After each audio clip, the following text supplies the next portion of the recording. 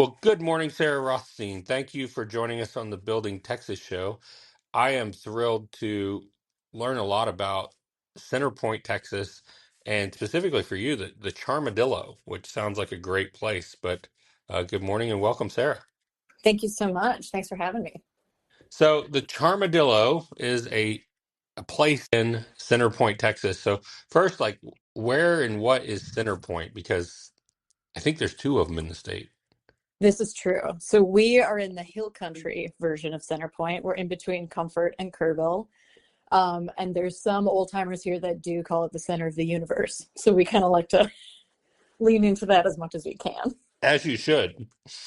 And it was renamed at some point, right? It was in the late 1800s, it was Zanzibar for a period of time. And now, if you come into town, you'll notice there's an incredible restaurant that uses the name Zanzibar Tavern.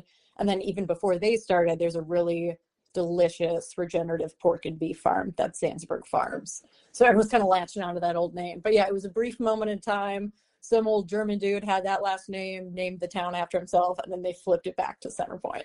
So it was brief. Fantastic. And you have built and run a place called the Charmadillo. And I think one of my favorite, and there's many favorite parts of this, is the gate going in. Um, I think it just highlights what you're about to experience when you go into the Charmadillo. But what is the Charmadillo and how would people find you? So we are a nature-based ecotourism-centric glampground. We're located about 10 minutes outside of the town of Centerpoint on 44 acres. We are tucked at the top of these hills. We have 7 A-frames to rent. We have primitive campsites. You can come, you can camp, you can hammock. RV hookups are currently in the works. And then we have a lot of shared amenities, commercial kitchen, cedar sauna, stock tank pools, a yoga deck, a little den area. So if you need Wi-Fi, you can have it. But otherwise, you're just out here in nature having a magical time. It's really quiet. The night sky is amazing.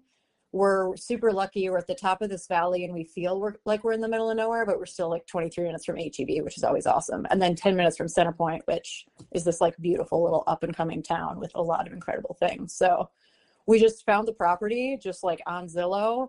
And then we're pleasantly surprised to find this incredible community around it. So that adds to the magic in addition to the property itself. Well, and I love the call outs that you just made. You're 23 minutes from HEB in Kerrville, but you're 10 minutes from a world-class dining experience and a nightlife scene in an up-and-coming Centerpoint. And I will say Centerpoint reminded me a lot of Marathon. Mm-hmm. Like the Gage Hotel kind of brings the center of town together, and there was always a fun buzz. And that was very much my experience with Centerpoint. But when you get out to the Charmadillo, you might as well be 4 hours from anywhere, is what it feels like. You really Totally. do have the quiet calm of West Texas. Mm-hmm. Definitely. It has that similar energy and character of some of those West Texas towns that I know a lot of us love so much. Where do people come from to stay at the Charmadillo? How do people find you? So primarily we're getting a bunch of Texans trying to escape the big, huge cities. So primarily Houston and Austin.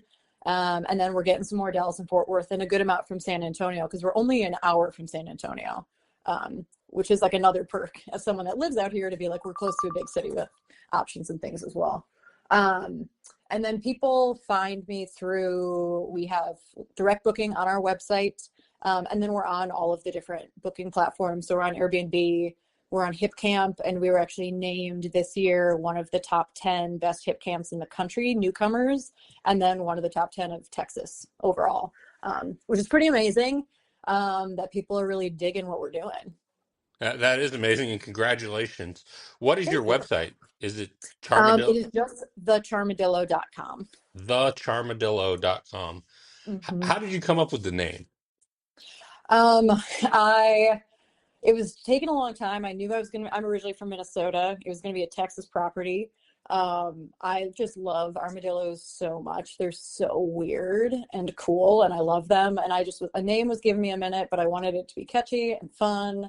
And I actually was driving down from Minnesota to move down here and didn't have any AC in my car and was like in like a light fever like thing, and I just saw a dead armadillo on the road, and I was like, armadillo, what rhymes with that? Charmadillo, and I like got there.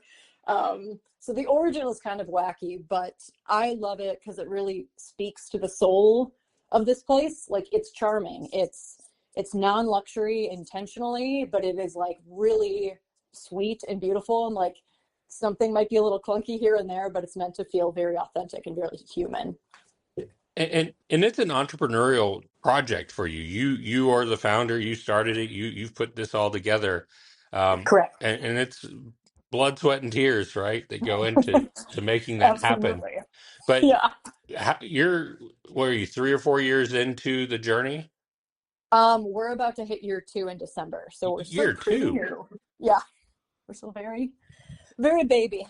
Well, for the awards that you're getting and for the property that you've been able to curate in those 2 years, congratulations. And I appreciate the hustle that it is to move across the country, buy a plot of land, and make something out of it. Thank you. Yeah, it's been really incredible. As Worth the we, work for sure.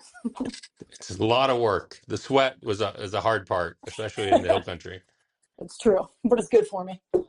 So as we wrap up today, what would your call to action be? What do you want people to know about Centerpoint, Texas, about the Charmadillo, and an invitation to come? When would be the best time to come visit? So I would say the call to action from the get-go would be if you want to come and have your mind blown, like expectations blown with the water. I feel like we're so centrally located within the hill country, and I feel like every little town has kind of been discovered, and we right now are at the precipice of like people discovering us. And I think that's what's really incredible is that we're not fully on the map yet, which means there's still some magic um, that people can feel once they're here. And I think what's impressed me is obviously I'm biased. I think my property is very magical, but just the high quality of everything in town. We have a nice restaurant. We have like a beautiful little mercantile that's like locally sourced things that are thrifted, local beer, live music, like a little community hub. We have good old Toucan Jams, which is the best. It's a Jimmy Buffett dive bar with a beautiful back garden. Great Tex-Mex, a really incredible artist in residency program that just began last year. So yeah, we have a lot for someone to come out, get quiet, but then also to be like, I don't want to cook for myself. I want to eat things. I want to do things. And we're close to the river access too, which is really beautiful. And so that's an option too. But we're central, high quality things, really good people building up this community, and it's kind of the beginning of it all.